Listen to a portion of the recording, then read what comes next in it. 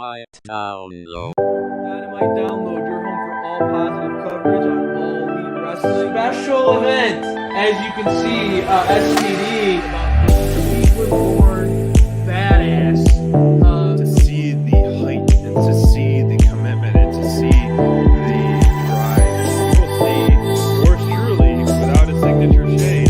SPD once again. January recruitment month for the You know, I come along in the Well, you know, actually, I did do that. I was thinking Here's the Dynamite. We are here, all three in the flesh. Back to do an interview with those guys. You know why? Because they spread positivity about AEW. Welcome to Dynamite Download.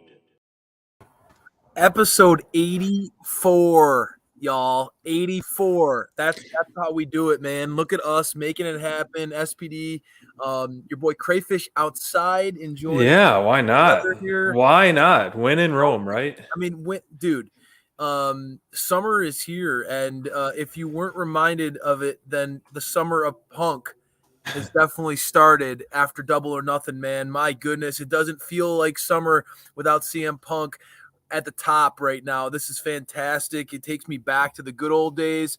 We're in for a show, and if this week's Dynamite is any is any recollection or is any reminder of what we got in store, dude, we are really spoiled. This was one of the better Dynamites in a long time. I know you're coming off the heels of one of the best pay-per-views from top to bottom, but they delivered. And, you know, sometimes you can miss, you know, afterwards, but I think the momentum was riding high, and Hell of a show. there was a lot of matches that I was a huge fan of, especially the opening match, which we'll dive into right now. I mean, that trios match with CM Punk, FTR, obviously one of our top teams in the tag division versus some of our favorites online and in AEW with the Scissor Squad, as we're proclaiming them, but the Gun Club and the Acclaimed. Yes, sir. Going toe to toe. And, you know, on paper, yes, obviously this is an elite team. Obviously they have a gold around their shoulders and waist with FTR and CM Punk, but Yeah. the Gun Club and the Acclaimed have so much to offer constantly, man. I mean, from their entrances, I just love the fact what the Gun Club is doing is, you know, purposefully saying the wrong cities and then passing the mic. I think it's just comical. And then They're you're playing it up like yes. they're totally the dumb like the children of that Billy Gunn is ashamed of, and he loves the Acclaimed. It's fantastic.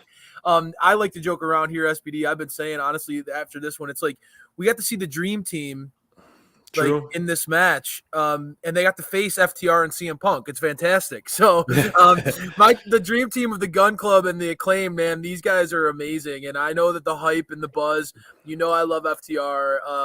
And obviously it's fantastic to see FTR and CM Punk team up, dude. Amazing.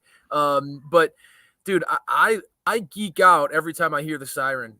Every time I get a chance to see the Acclaimed and the Gun Club, you just know you're going to be entertained, right? I mean, that's the thing that I love about these guys is just like, you know that they're going to go over the top. Like you said, the stuff with the city, the wrong city. Max Caster's raps are always on point. Billy Gunn now getting involved in matches and bringing the humor. You're right. I love it. I think these guys are onto something. If I was Give Tony them more Khan and time. if I was booking the show, these guys would be getting more TV time because you know. And we'll get into it when we get to MJF's segment, but there are very few acts that you know are gonna hit the grand slams as MJF said, and it just feels like when it comes to capitalizing, and you say this a lot, dude, capitalizing on screen time, right? Yeah. In a company that has so much talent. I mean, AEW's roster is ridiculously loaded, so much so that we didn't even get to see the women's champion on Dynamite, by the way, which is also a topic that's a little sore spot for some of us. But to talk hours for that. This company is so loaded with talent that you know, primetime TV time it's limited. You're right, dude. The Acclaimed and the Gun Club, every single time they get an opportunity, I always find myself, and again, it's so hard to do comedy well, right? You know, you and I, we're in our mid-30s. You know, there's not like wrestling isn't going to always be able to hit, when it comes to Sure. comedy. Sure. And these guys always find a way to make me belly laugh. I mean, I'm always entertained. I always enjoy their antics. And it's really great too. This is one of the things we talked about earlier on in this show, like in Dynamite download history was, they found ways to keep the members of tag teams still relevant if their partners got hurt. We see Love that it. with I love Dante it. Martin and how beneficial that's been with Yep. Darius hurt. This is a Penta, great. we saw Dax. Yes. This is all another important great pieces, yeah. example, right? This is another great example because Platinum Max is way too talented to be on the shelf just because Bowens is hurt, right? And Mhm. so they found a way to not only supplement that and allow him to have a partnership with another group that keeps him going, keeps him fresh. Because let's be honest, Max in a group works really well. Yeah. But it also allows Bowens this, and I know you're a big Bowens guy. Yeah. It allows Bowens to be on screen still, have a key role, Very key. and still be fresh on this, fresh, and relevant, even though he's hurt. It's really smart booking by AEW. I really think that what they're doing here makes a lot of sense. You're absolutely right, man. And the match itself was a lot of fun to watch. Keep piggybacking. We know how great FTR is and CM Punk. We can, sing their praises all night and all day. But what I love about our focus here on Dynamite Download is, kind of the unsung heroes in a sense, the ones that don't always get, they're not the cleanup hitters, they're not the ones wearing the gold, but the ones that really glue this company together, such as the Gun Club and Acclaim. Their in-ring work stuff was so fun to watch. High energy, very, very high energy. That's tough to be matched. I really loved the match. I think the chemistry between all 6 guys, and it was a perfect opener. And it just really, I can't say enough good things about it. I mean, we just want to see more of the Scissor Squad, and this loss does them no good. I mean, doesn't hurt them at all. How funny is it that you and I are starting off the show and it's FTR Scissoring. and CM Punk, and we're here scissoring. I mean, what more can you say? That says a lot about that group. It really does. Those guys are fantastic. But let's give some credit to the champs. It's actually kind of funny how far we've come around.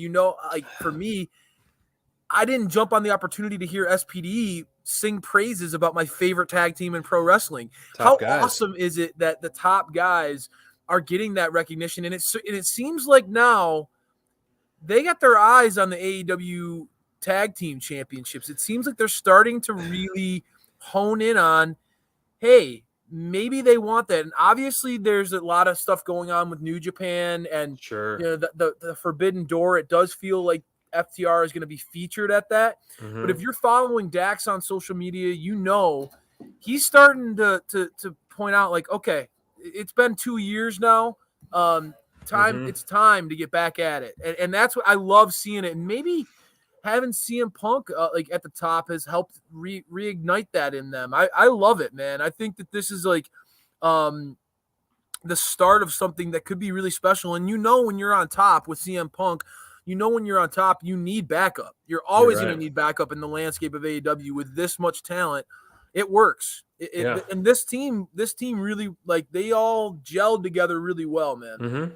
Great chemistry for sure. I want to move on to something that was a bit of a shock was this announcement of the match. Yeah. And then we saw a little bit of a tease online from Mrs. Muro herself. And we're like, could it be? Could it be? Because on our preview show, I mentioned there's 2 guys that were on the roster that are on the website that have not wrestled in 2022. One was Brian Cage and one was Miro. And so I predicted Brian Cage to be a fate show up at Double or Nothing. Unfortunately, it didn't happen, but we got Miro the night after. The Redeemer has been redeemed. Which the promo he had was just absolutely, I mean, he's been delivering home run promos nonstop. Another par for the course. Yeah. Another phenomenal promo from the Redeemer. Dude, that gimmick, he has hit a home run with it. It works so well. It's working so well. The seriousness, the commitment, that you could feel the passion. There is something about Miro right now, and when he's presented this way, he stands out a lot from the rest of AEW. And I think that again, there's a lot of fun energy about AEW. It feels like it's a very upbeat show, a very like boom, boom, boom, boom, boom, action packed, constantly in your face.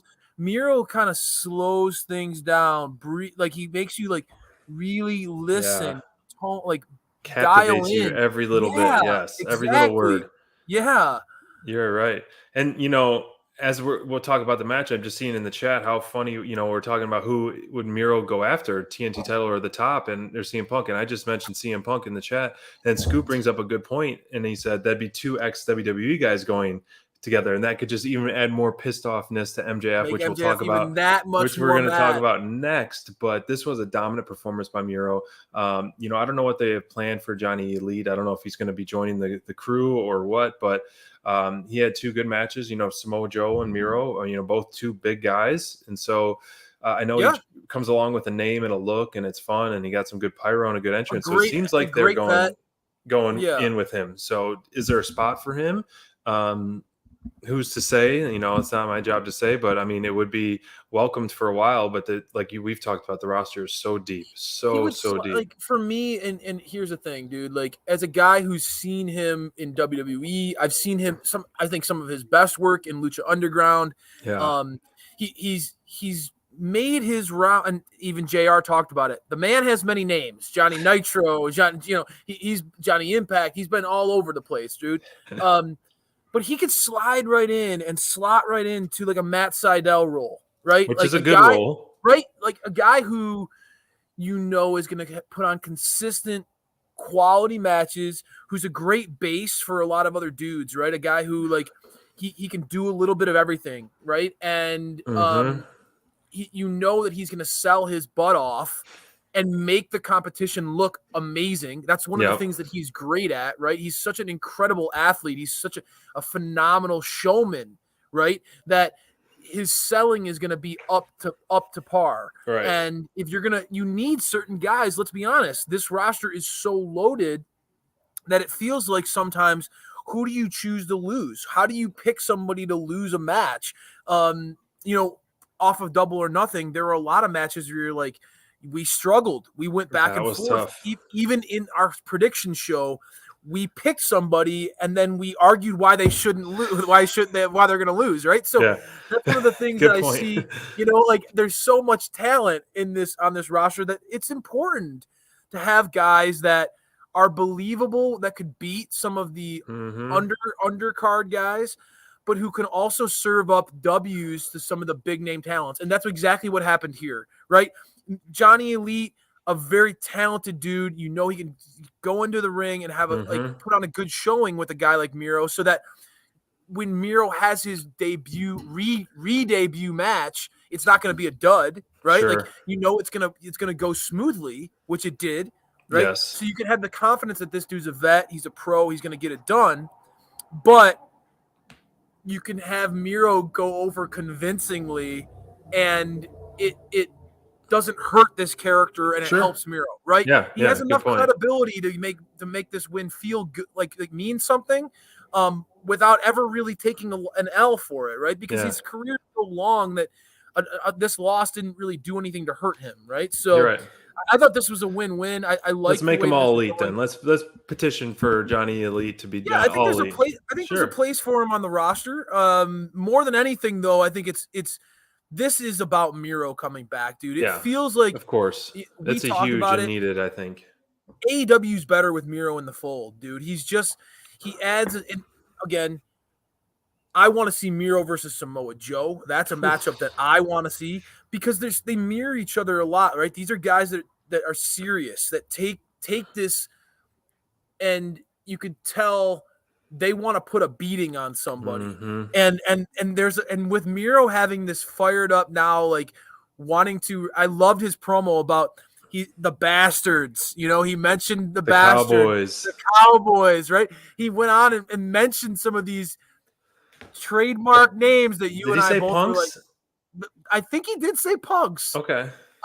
So it's really kind of cool to see Miro dropping some of those lines in there, dude. A fired up, angry Miro, ready to redeem and go back for the gold. Yeah, I love it, dude. I love having Miro back in the fold. Well, it's a good thing he's back because a spot just opened up. I said, according to this guy right here, the salt of the earth, man, he wants to be fired. He wants to quit. And I mean, he wants to get out of here. So I know this was the talk of the town. We've been texting about this all day and everything, and sending each other videos and clips and like what's happening. And I'm still like, I cannot separate fantasy versus reality in this one because it is so good. Is this a work? Is this legit? Is it a MJF mix? Is it, so damn good, dude. he turned the crowd to love him in that 5-minute promo, one of the best promos I've ever heard. And how many times have I said that with MJF, period?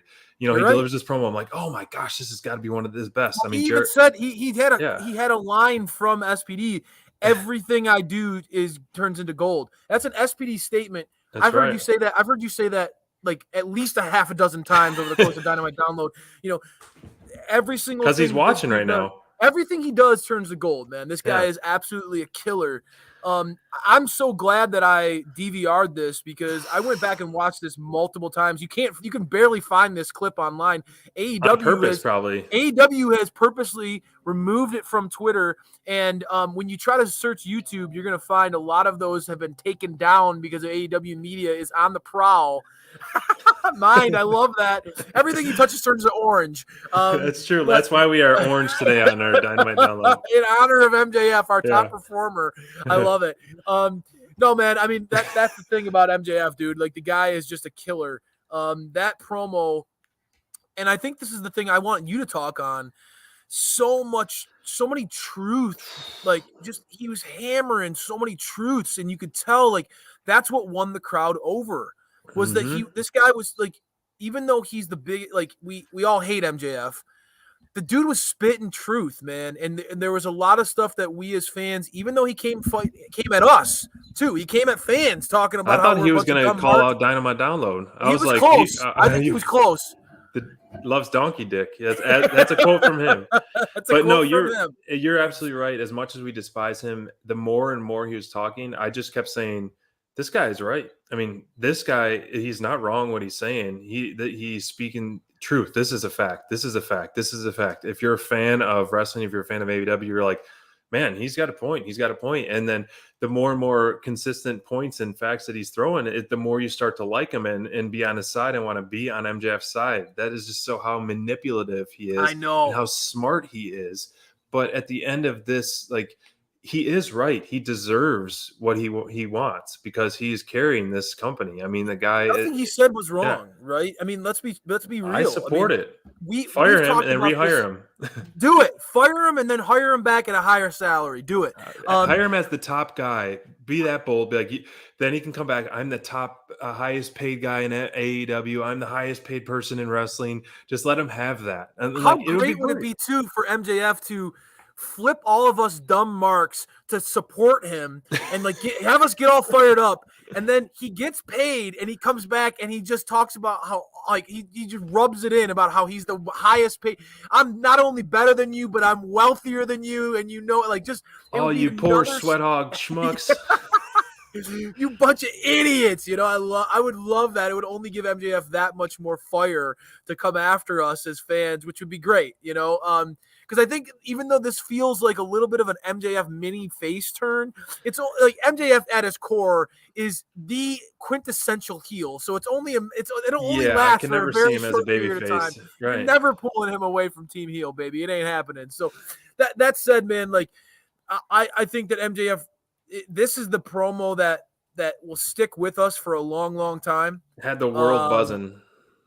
Understandably so.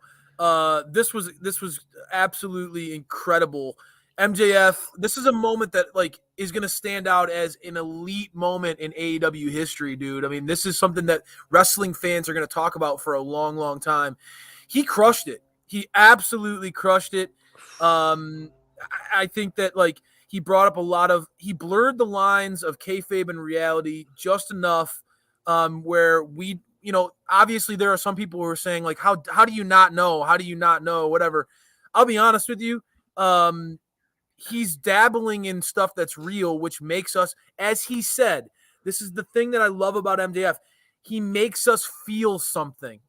Yeah. If I'm going to invest this much time in the product, if I'm going to watch the show, if we're going to have Yeah. a podcast about it, right? If we're going to Sure. talk to people on social media, if we're going to do all these things, make me feel invested, make me care about more And than he just does doing moves, more than just winning a match. MJF makes you feel something. Makes you hate him, makes you want to see him get his ass kicked. How much better was the Wardlow breakout Oh my because of gosh. what a scumbag he was throughout this whole process?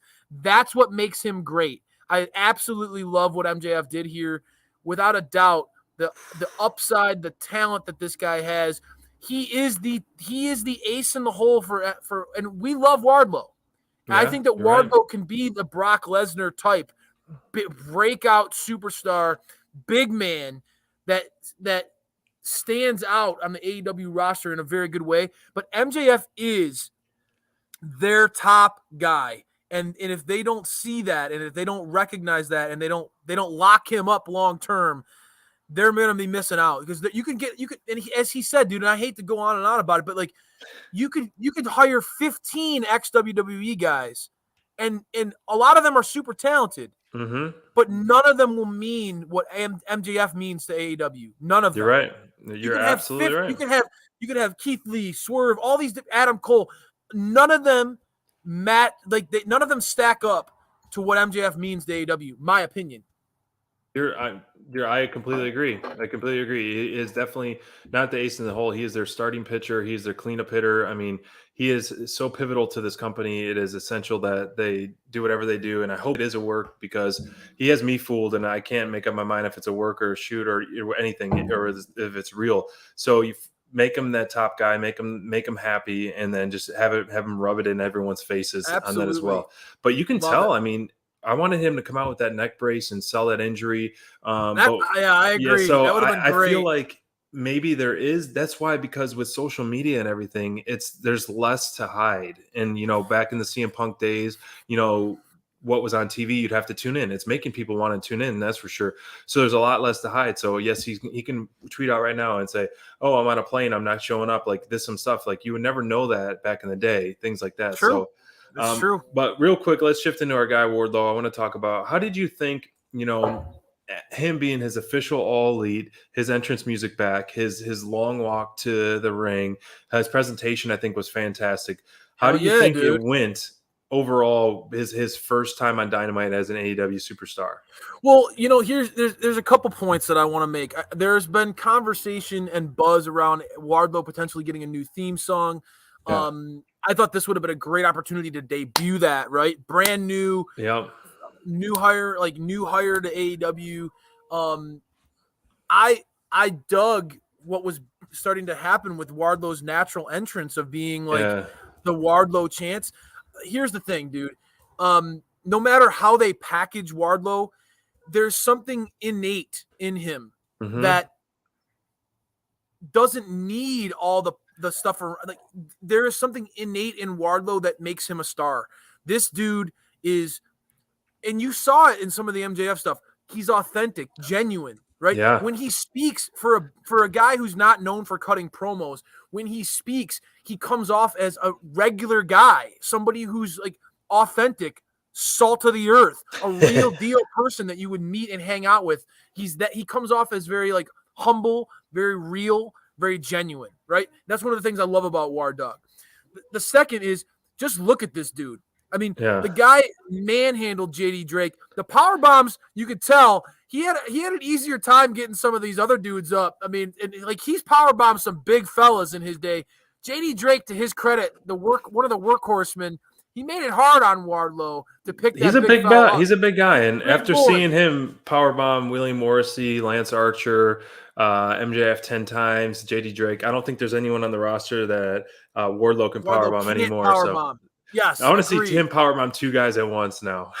Yeah, Fuego, Del Sol, and Serpentico together. He can. Yeah. This is exactly what it needed to be, right? Yeah. Coming fresh off the heels of MJF, the crescendo, the build up to that. Sure.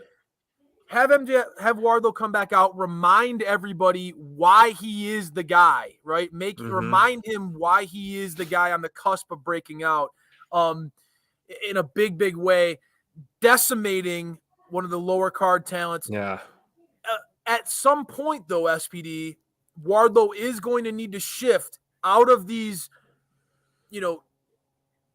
let's be honest, easy W's, right? Sure. He's going to need to shift into another program, and that's where it's going to get really interesting, right? That's where it's going to get that's where the eyes are going to be on the product, and that's where it's going to be really, really interesting to see where they go with Wardlow. Do you see him going towards the TNT title? Because I feel like right now, the TNT title is one that a lot of people have felt like has some rebuilding to do. Does he go towards that? Does he go towards the world title with CM Punk as a guy who we know he had CM Punk beat, right? We know he can hang with CM Punk. There's a lot of things to offer in this scenario.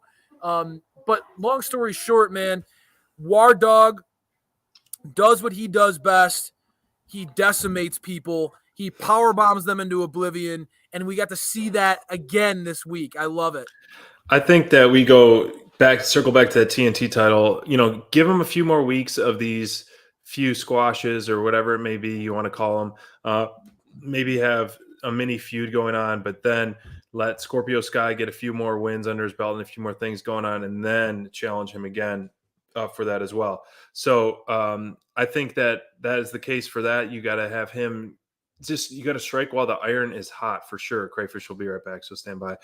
Strike while the iron is hot on Wardlow, because the guy is just doing everything right. Everything is clicking with him, and it's a perfect time for him to do that as well. So Crayfish is getting some light. I'm going to put up our next match card right here, and we are going to talk about the 10-man tag match. So this one, Crayfish will fill in once he gets on there, was one of my favorite matches of the night. I mean, this card was so stacked. It was incredible. It was nonstop action. I know we had a couple fun promos here and there, and then obviously the MJF pipe bomb, but this match was just nonstop action, as one would expect with this type of talent inside the ring. And I think this one is very interesting because we're going to see a lot of different sub stories come out of here. I mean, this is a lot of it was such a high energy, high paced ring. Match for it as well. And one of the standouts to me by far was Luchasaurus, my guy Luchasaurus. The crowd is still so over with him. But I think this is where, I mean, we saw so many little nuances like, Christian and Hardy kind of teaming up and then pushing him away at the end. And this whole Christian Jungle Boy saga, I think, is going to come to a head very, very soon. I think it's going to explode, and it's going to be interesting.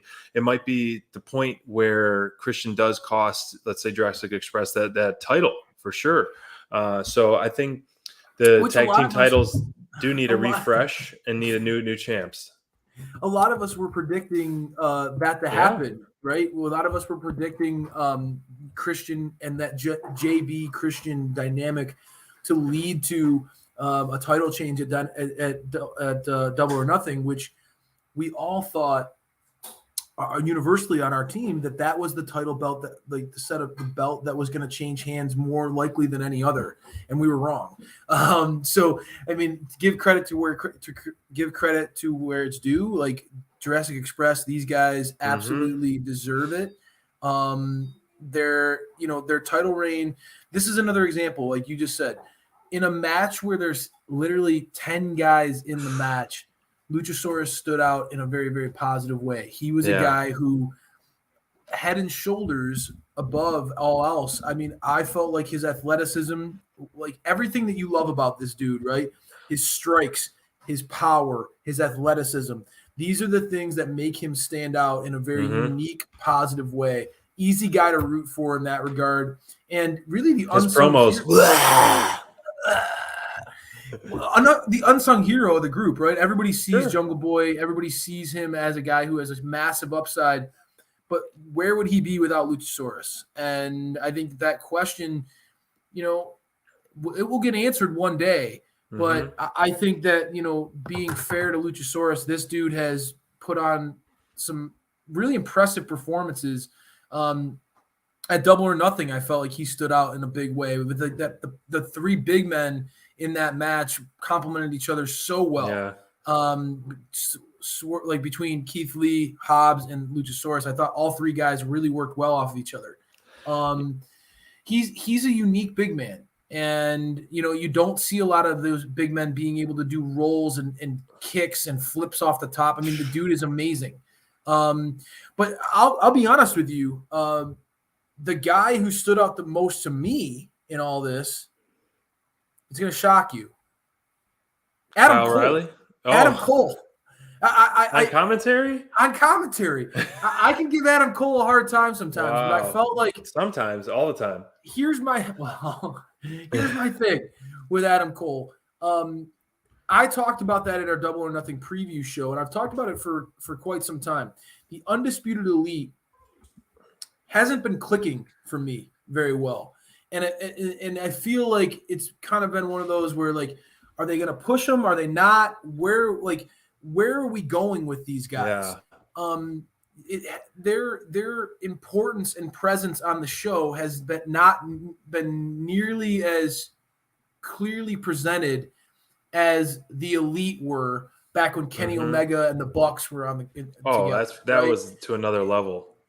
They were clearly presented as the alpha group of AEW, and although this group has that potential, it's been a much different presentation than that. And I felt like this was a big step in the right direction because, again, Kyle O'Reilly being incredible in the ring is not a surprise to me. I told you that he was going to be surprised. He was going to shock you. He's been having and shock the system matches, fantastic matches. The match with Darby was, I think, an absolute clinic. It was just brutal. It was a showcase of a guy who knows how to dissect his opponents. Just an incredibly smart, cerebral performer. The guy is fantastic at what he does. So I'm not surprised by that. I was surprised by how much Adam Cole got me hyped for the Undisputed Elite and got me buying into these guys being a big deal again. And I think I think AEW needs that, right? I think the Jericho Appreciation Society, they clearly are doing their thing. They're hilarious. They have a good balance of humor, but also being able to kick ass, which we've seen. But I think that, like, being the true scumbag heel that he is, Adam Cole, I'll be honest with you, he is best when he is surrounded by guys who help prop him up, right? And AEW clearly wants this guy and needs this guy to be a top guy, a top level heel in the company. And I've talked to you about it before. He is over and over and over again proven that he's willing to use people, manipulate situations and circumstances for his advantage. And I think that, like, having Adam Cole be a vocal leader of a powerful group is best for his character going forward. So for sure, I was impressed by his ability in commentary. The guys got me hyped for the match. He kept me engaged in the match throughout, and he got me buying into the Undisputed Elite meaning something again. And I couldn't agree with you more because I was really, he did a good job being that cheerleader and really doing, he did everything perfectly. And I know we've discussed this before, and I'm curious of your take on it now still. When that time comes that the breakup of the Undisputed Elite, who do you want that sixth member to be? Do you think, is it going to be the reemerging Kenny Omega, or would it be Hangman? Great question. Hangman, some of the vibes that we got from Hangman in his promo build up to the Punk match at Double or Nothing certainly planted some seeds of him getting back to his roots and defending All Elite Wrestling from outsiders. And you could look at it like, this is a guy who knows the very foundation. He was part of the very core that built this place, right? Yeah. And now, like we talked about with MJF, his promo talking about all these outsiders coming in, right? All these other names coming in. And while it's been great, we even as fans have seen it's been great, but it doesn't feel the same it doesn't feel the same as what the roots of AEW of like this intimate family vibe, right? It's become such a big product and big show, and I'm Yeah. so excited and happy that AEW is growing and prospering. But it could be kind of cool to see Hangman and the Bucks reunite and have a purpose, right? Yeah. We just talked about WWE guys, Adam Cole, Bobby Fish, and Kyle O'Reilly, all undisputed, the undisputed era NXT, right? Having that natural split. Hey, I don't know if they would build off of that, but it makes sense, SPD. So I get why you asked the question. Now that said, if you give me the opportunity to book Kenny Omega and Don Callis coming back into the fold, I'm all in on that, baby. Oh, man. So Kenny and the Bucks, especially like go back and rewind the clock, dude. Remember how cool that story was of how conflicted the Bucks were. Would they join Kenny? Would they not? They did flip-flops nonstop. Don Callis slapping the shit out of Matt Jackson. I mean, that was brutal. That whole thing was really fascinating. And so if Kenny comes back, I would love to have him back with the Bucks. And Kenny versus Adam Cole and Red Dragon versus the Young Bucks. I mean, that would be fantastic. So that would be how I would book it, dude. I would love on that path. No, I agree with you, man. I think no better position to bring back Kenny than undisputed elite breakup to be that sixth person. The undisputed can start to pick on Young Bucks, then them get outnumbered, slowly make them into baby faces, and Kenny Omega reemerge on it as well. But you want Kenny to come back as a baby face. I do. All right, of course you do. The tag match, the women's match of the night, DMD and Jamie Hayter, Toni Storm, Ruby Soho, a match, a rematch we saw, after DMD taking the throne of the Queen of Hearts in the tournament at the pay-per-view. This one, I thought the standouts to me were Hayter and Storm. I think they really carried this match personally. Every time we see Hayter, I think, she's just on the cusp of breaking out even more and more and more. Just give her that opportunity because just her power, her performance, her just in-ring general that she can, captivate the crowd and captivate and just set the tone of the match. I think she is just, they got a diamond in the rough right here. And I think they need to really push her because, I would want to see her eventually break away from DMD and go on a run herself. I mean, this whole thing, DMD's group is great. It's been worked so well, so long, and she works really well with them in their corner. The DMD does, but I really enjoyed the Storm Hayter dynamic throughout this tag match, and it was a physical one. And I think this was a showcase of some of the top tier women in the division, and it shined in a good light. And I was very surprised by the ending. So if you're gonna DMD doesn't take many pins, and she took a pretty clean pin tonight, or on yesterday on Dynamite. And so, what do they plan on doing with that? We'll see. DMD beat Ruby with a pin, not a finisher, and Ruby beat Statlander with a roll up, which I can't stand roll ups. So, but Ruby beat DMD with a clean finisher. So she did. That's one up. Finally, she got one up on her. So hopefully, if they're going to go in on Ruby, you got to get going now because you just beat an ex-champ. Yeah, I mean, piggybacking off your initial comments, I mean, I do think that Jamie Hayter and Toni Storm stood out in a really good way. You and I have talked about this. I love the way that Jamie Hayter presents herself. She's kind of like a bully in the ring. She could tell she likes, and that, I mean, it makes sense when she talked about if she wasn't teamed up with Britt, she'd want to be a member of the Blackpool Combat Club. I didn't know that. Yeah, she did. She talked about that, and it makes sense with how she presents herself, dude. She's just that girl's a bully in the ring, man. She has no problem. Like, her offense doesn't look pretty all the time, but it looks effective. You know what I mean? It looks painful for sure. She has no problem tossing people around, busting them up, knocking them over her knee. I love her offense in that regard.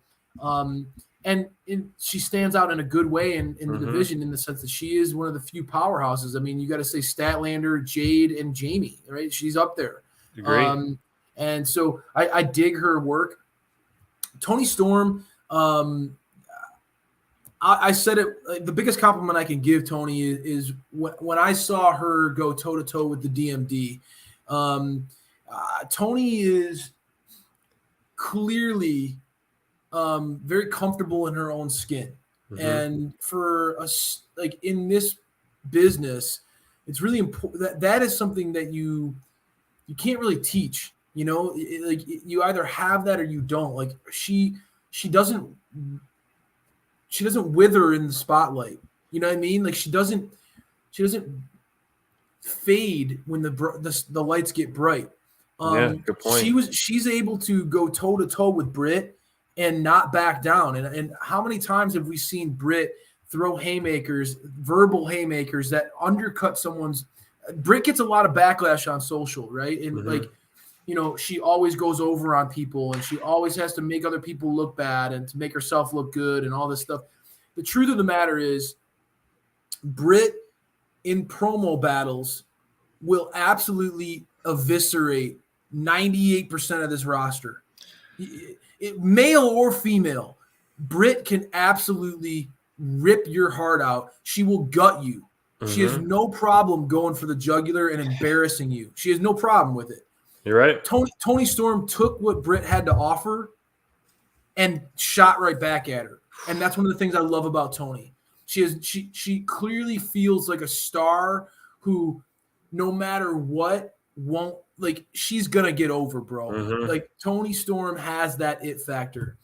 That said, you know, this was a big moment for Ruby in this match too, as you said, getting a victory over Britt. I don't know. I think out of all four of these competitors, the future is most unclear for Ruby. Okay. Is she presented as a top level star? It's been off and on, and you and I have talked about that. I think that Britt, and I know that I'm going to get this is controversial, but I think that Britt has put enough tape together that I vehemently disagree with the people who say that she's not a good wrestler. I vehemently disagree with the fact that she's just talk. I second that. Britt absolutely is a superstar when it comes to her presentation. She walks the walk, she talks the talk. But in the squared circle, I think that Britt's one of the better competitors in AEW, and I mean You're that. right. You know, I don't think that you and I talk about this a lot, bro. One of the things you hate the most, and this is one of the things I struggle with Ruby is a veteran, but so often her offense, she feels tepid. She feels like she's holding back, right? And I don't think Britt does that. I don't think that you see a lot of moments where Britt is hesitant to hit a move or throw a forearm shot. I think that she gets too much slack. So to me, out of this match, I want to see where they go with Ruby the most because I have the most confidence. I think Jamie and Britt, there is tension there. There was a spot on the apron where Jamie was on the apron and Britt almost hit her. Those little seeds. The little seeds are planted. And I think that I agree with you 100%. Jamie eventually is going to break out, not too dissimilar to what we've seen with Wardlow and MJF. I think that there is something there between Britt and Jamie that could really build a star in Jamie Hayter. I already think that Tony Storm, even with Athena coming in, even with Jade being the star that we know she is, even though the landscape of the women's division is getting bigger and bigger with actual bona fide talent, I think that Tony is legit. I don't think that, but I think that Ruby has the most question marks going forward, and her getting a big victory over DMD, they need to capitalize on it, like you said, dude. They need to go in on it, or they're going to risk losing her altogether. My opinion. Yeah, that is a good point, and I know it's a sensitive subject that we can't talk about because we'll spend an hour on. But the Thunder Rosa thing, you could have Ruby feud with Thunder being Thunder Rosa's next opponent, and Ruby can, ride that coattails of beating Rio and DMD, and now I'm going to beat you to become the champ, and then Thunder beating off Ruby to continue to be the champ, obviously, and then that would be 3 pretty compelling title defenses with Nyla, ex-champ, Serena, one of the best in the biz, and then Ruby, who's been on a slow rise to the top. So I think, you could put her in that position as well, doing that. And But, she's shown yeah. that, like, even after beating, like, she's shown after beating Statlander, right? Like, Mhm. she's willing to do what it takes to win, right? And so, and her promo leading up to her match with Britt, it showed this fire and this grit, and that's what I want to see more out of Ruby, right? Yeah. Focusing on the good. I want to see more of Ruby saying, like, I need this, I have to win this, right? Like, and she talked about for the longest time when she got here, just being happy to be here, happy to get this opportunity.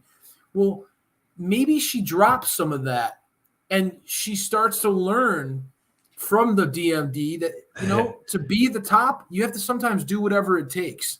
And her biggest win, I think, to date was beating Statlander in that tournament, right? I mean, she did get a win here over Britt in a tag team format, but in a singles win, I think this is that Statlander win is very big for her. You're right. And that was a face versus face match, right? Ruby clearly could play the heel in a face versus face match against Thunder. I think that would work, SPD. I agree with you, especially with no clear contender emerging for Thunder Rosa.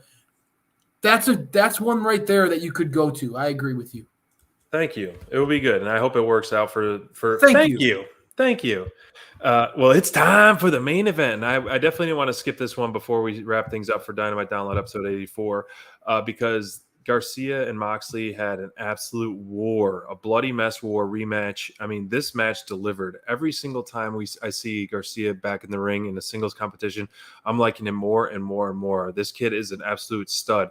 I love his in-ring work, his holds, his strength. I mean, he's not a big guy, but he's got some power moves as well. And he can deliver some violence. That is for sure. So this kid is very impressive. I like his attitude. I like his snarl. I like the way his body presence that he does. And so I think the matchup with him and Moxley was absolutely perfect.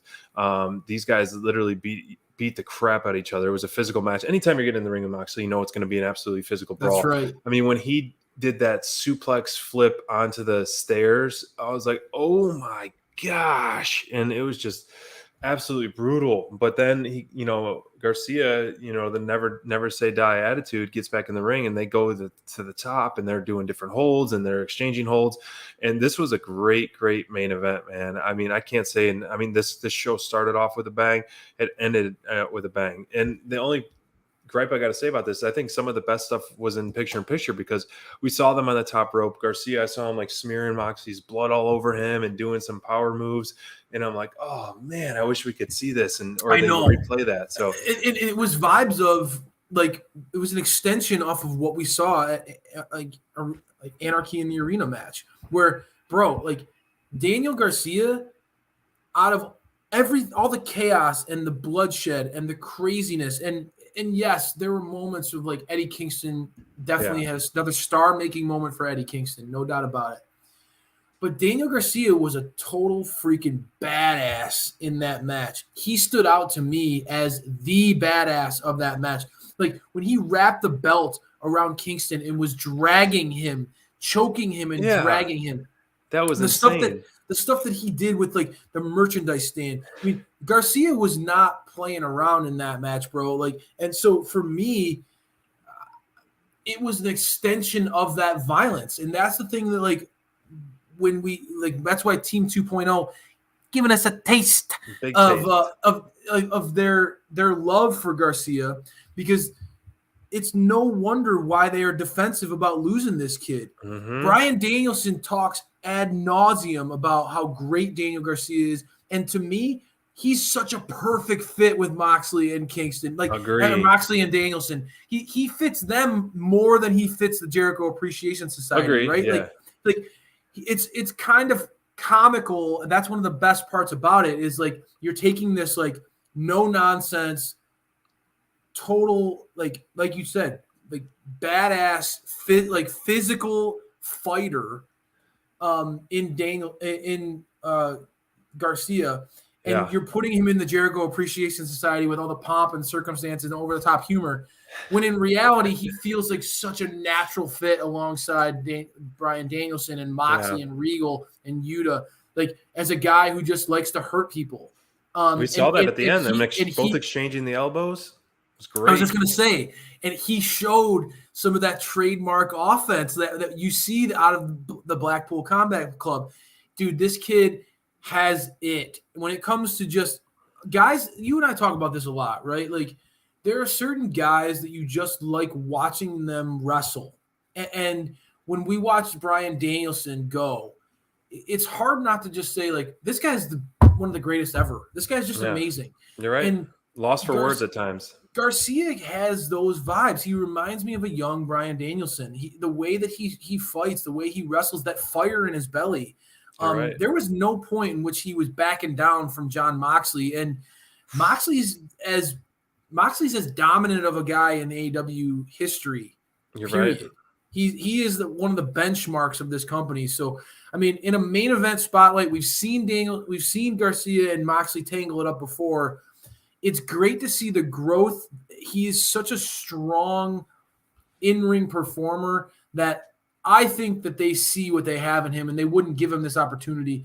I hope that this leads to something where they're planting a seed here. Maybe the Jericho Appreciation Society is one of those groups that's not meant to be together for very long, right? It would be awesome. I think it would be great if he ended up going over to the Blackpool Combat Club, me personally. But that's neither here nor there. Another amazing match. To me, probably match of the night, right? Okay. I mean, even though the women's tag match I thought was great, the opening match was great. I thought Moxley and Garcia brought it. That's the type of wrestling that I like, dude. I get into that physical, beat each other up type of wrestling. You know what I mean? Yeah, you like the blood and guts, which you know leads it, me baby. Well, real quick before we talk about that, is I would have totally accepted it and totally believable if Garcia took a win on Moxley there and would have beat him, because the way he was dominating that match, busted him open, and taking Mox to his limit, I would have totally believed Garcia. And I think AEW fans would have supported that too. Moxley doesn't take many losses, period. No. So this would have been a star-making moment, and I think it would have been a really huge step leading up to what we got announced earlier in the show, which was the blood and guts, which, Crayfish and SPD, Detroit guys, we are going to be there live in 4 weeks at Detroit Dynamite for Blood and Guts. It was so amazing that they announced that last night that Blood and Guts is going to be in Detroit. I was supposed to be at the original Blood and Guts in New Jersey, but because of the pandemic, they canceled all the shows. They moved everything to Jacksonville. They kept rescheduling, and then we finally got the rescheduled date. There was no Blood and Guts there, and I couldn't end up going to that show. So it's full circle in my hometown. Baby. It's fate. You're Detroit, meant to be there. In Blood your and hometown. Hopefully we get the opportunity to be I would love if we had the opportunity to get the media to be in on that, to see the behind the scenes stuff. QT Marshall, my guy, if you're listening, dude, that would be amazing. Yep. But being honest, man, just being able to be there live for that, that we just saw Anarchy in the Arena and what a war that was. Oof. Dude, this is going to be awesome. It's going to be epic. Cannot wait to see Blood and Guts. You and I are going to be there, going to be going crazy. Hopefully I'll bring plenty of lifesavers, cough drops, keep my voice going, dude. I don't want to let you down. It'll be so much fun. I cannot wait. Last thing, one answer or one word. Who's going to lose their hair, Jericho or Ortiz? Jericho, bro. I see it. I see it happening. All right. Jericho's going to join the old Baldy club like Crayfish. I can't wait. Oh, my gosh. Thank you guys for tuning in. We appreciate the support. Love y'all.